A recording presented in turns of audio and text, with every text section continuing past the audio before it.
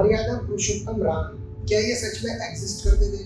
हनुमान जी का हवा में उड़ना, रावण के 10 सर, अशोक वाटिका, क्या ये सारी चीजें सच है या सिर्फ ये कहानियां हैं? हजारों साल पहले हुई घटना पर हम कैसे विश्वास कर सकते हैं?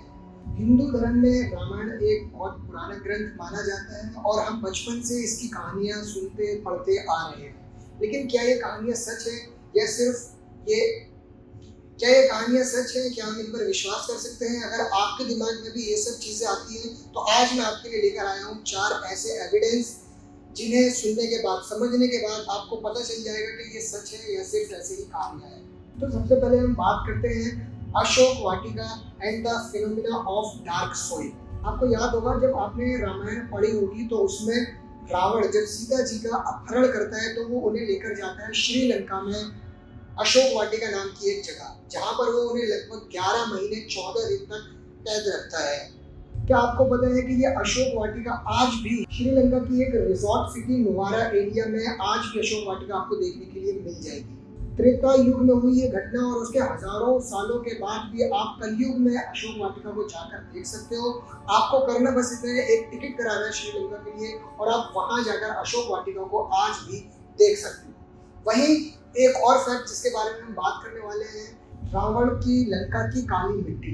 यानी आपको पता होगा कि हनुमान जी जब सीता जी को ढूंढने के लिए लंका में गए थे तो उन्होंने रावण की लंका में आग लगा दी थी, जिसका सबूत आपको आज भी वहां मिल जाएगा। वहां के लोगों का मानना है कि जो रावण की लंका थी उसकी मिट्टी आज भी काली है बमुकाबले श्रीलंका की दूसरी मिट्टी के। और मिट्टी काली क्यों होती है ये भी मैं आपको बता देता हूँ। जब हजारों सालों के बाद मिट्टी के ऑर्गेनिक मैटर डीके होने लगता है और मिट्टी हाई टेम्परेचर कंडीशन में रहती है तो वो काली पड़ जाती है, जिससे ये पता चलता है कि हाँ सच में हनुमान जी ने रावण की लंका में आग लगाई थी। वहीं अगर हम दूसरे एविडेंस की बात करें तो वो है फुटप्रिंट ऑफ हनुमान जी। आपने रामायण में पढ़ा होगा कि जो हनुमान जी थे उन्हें वरदान प्राप्त था कि वो जब चाहे अपने आकार को छोटा या बड़ा कर सकते थे या फिर वो हवा में उड़ सकते थे। तो इसी तरीके से राम जी के आदेश अनुसार जब वो सीता जी को ढूंढने के लिए श्रीलंका में गए थे तो उन्होंने श्रीलंका के तट के लिए, समुद्र के तट के लिए एक छलांग लगाई थी, जिसका फुटप्रिंट आपको आज भी श्रीलंका के अशोक वनम में देखने के लिए मिल जाएगा। और ऐसा नहीं है सिर्फ श्रीलंका में, बल्कि आपको एशिया की काफी सारी जगह में उनके फुटप्रिंट आज भी देखने के मिल जाएंगे। कहीं ये फुटप्रिंट छोटे होते हैं, कहीं ये बड़े होते हैं, जिससे ये पता चलता है कि हनुमान जी अपने आकार को छोटा और बड़ा भी कर सकते थे। वैसे ही एक फुटप्रिंट आप आंध्र प्रदेश में भी देख सकते हैं। और तीसरा एविडेंस जिसके बारे में हम आज बात करेंगे वो है फ्लोटिंग स्टोन्स ऑफ रामेश्वरम, यानी वो पत्थर जिन पर हनुमान जी और उनकी वानर सेना ने राम नाम लिखकर समुद्र में उसका ब्रिज बनाया था और जिस ब्रिज से वो लोग श्रीलंका गए। तो कभी ना कभी आपके दिमाग में भी ये चीज आती होगी कि कैसे भारी पत्थर पानी के ऊपर तैर सकता है, जबकि कोई भी भारी चीज ज्यादातर पानी में डूब जाती है। जनरली आपने भी पत्थरों को अगर पानी के ऊपर रखा होगा या पानी के ऊपर फेंका होगा तो वो डूब जाता है। तो ऐसा क्या था उन पत्थरों में जो वो नहीं डूबते थे, तैरते थे?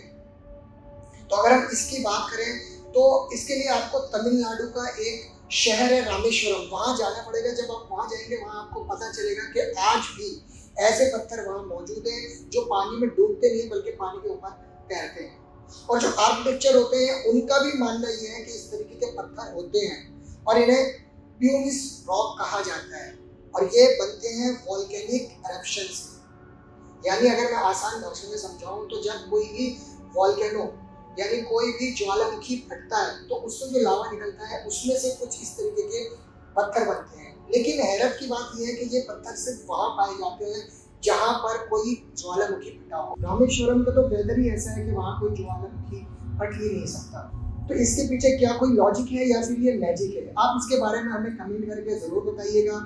और ये तो कि सिर्फ पानी में तैरने वाले पत्थरों की बात। अगर मैं बोलूं, अगर मैं आपको एविडेंस दूं पूरे के पूरे पत्थर से बने ब्रिज का, जिसे कहते हैं हम राम सेतु ब्रिज, आपको पता होगा नासा ने एक तस्वीर रिलीज की थी राम सेतु ब्रिज की, जिसमें नासा शटल ने बताया था कि एक मिस्टीरियस ब्रिज जो इंडिया और श्रीलंका को कभी कनेक्ट करता था उसके बारे में बताया गया था कि ये ब्रिज लगभग 30 किलोमीटर लंबा था और इसके कंपोजिशन और कर्वेचर को देखकर ये बिल्कुल भी पॉसिबल नहीं था।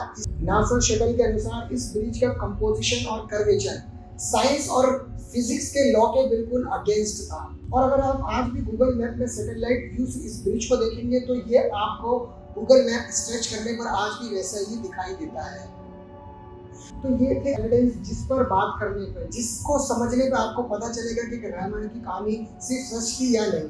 बेशक आपको इसको लेकर बहुत सारे ख्याल आए, लेकिन एक चीज जरूर मैं आपको बताना चाहूंगा, रामायण एक ऐसा वेद था, एक ऐसा पुराण था जिससे काफी सारी चीजें आपको सीखने के लिए भी मिल सकती है। तो इसके साथ ही मैं एक चीज और आपको बताना चाहूंगा, जैसे कि आपने देखा होगा ज्यादातर इंडिया में सब लोग भगवान राम जी की पूजा करते हैं, लेकिन क्या आपको पता है कि इंडिया में अब भी कुछ ऐसे लोग हैं जो रावण की भी पूजा करते हैं।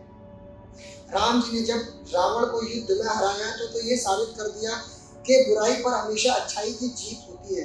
लेकिन आज भी कुछ लोग ऐसे हैं जो रावण की पूजा करते हैं। वो ऐसा क्यों करते हैं, या फिर रावण के मंदिर क्यों बनाए जाते हैं, मैं इस बारे में भी आपसे आज बात करूंगा। कहा जाता है कि रावण एक ऋषि पुत्र विद्वान ब्राह्मण था जिसने शंकर जी की घोर तपस्या की थी और उसे काफी सारे वरदान मिले हुए थे। उसे श्रेष्ठ और वेद का पूर्ण ज्ञान प्राप्त था, और रावण की इन्हीं अच्छाइयों की वजह से भारत में आज भी कुछ लोग उनकी पूजा करते हैं। और आपको पता होगा कि उत्तर प्रदेश के बिसरख नाम की एक जगह में रावण का जन्म हुआ था, और यहाँ के लोग आज भी उनकी पूजा करते हैं। और उनका मानना है कि दशहरा की तिथि में ही उनका जन्म हुआ था, और दशहरा पर वो उनका पुतला दहन करने के बजाय वो उनको श्रद्धांजलि अर्पित करते हैं। और यूपी की एक जगह कानपुर में एक ऐसा मंदिर भी स्थित है जो साल में सिर्फ एक ही बार खुलता है। यहाँ के लोग रावण की पूजा करते हैं, और उनका मानना है कि दशहरा की तिथि में ही रावण का जन्म हुआ था और दशहरा की तिथि में ही उसकी मृत्यु हुई थी। तो ये लोग दशहरा के टाइम पर ही पूरे एक दिन के लिए उस मंदिर को खोलते हैं, मंदिर में पूजा करते हैं, और शाम को रावण का पुतला दहन करके ये मंदिर दोबारा से एक साल के लिए बंद कर दिया जाता है और फिर अगले साल ही खोला जाता है। तो ये थी कुछ ऐसी बातें जो साबित करती है कि रामायण असली है। और ऐसा सिर्फ यूपी में नहीं बल्कि मध्य प्रदेश, हिमाचल प्रदेश, आंध्र प्रदेश और राजस्थान में भी कुछ मंदिर रावण के स्थित हैं जहाँ पर लोग उनकी पूजा करते हैं, उनकी अच्छाइयों की वजह से उनकी पूजा करते हैं। तो ये था एक रिलीजियस टॉपिक जो हमने कवर किया आपके लिए। आप हमें कमेंट करके जरूर बताइएगा और किस तरीके के रिलीजियस टॉपिक आपको पसंद है, या और क्या जानकारी आप हमसे जानना चाहते हैं, ताकि हम आपके कमेंट सेक्शन में ही कोई एक कमेंट चूज करके उस टॉपिक पर आपको जानकारी पहुंचाएं। तो आज के लिए बस इतना ही। अब मैं मिलूंगा आपसे इस वीडियो के बाद अगली वीडियो में। धन्यवाद।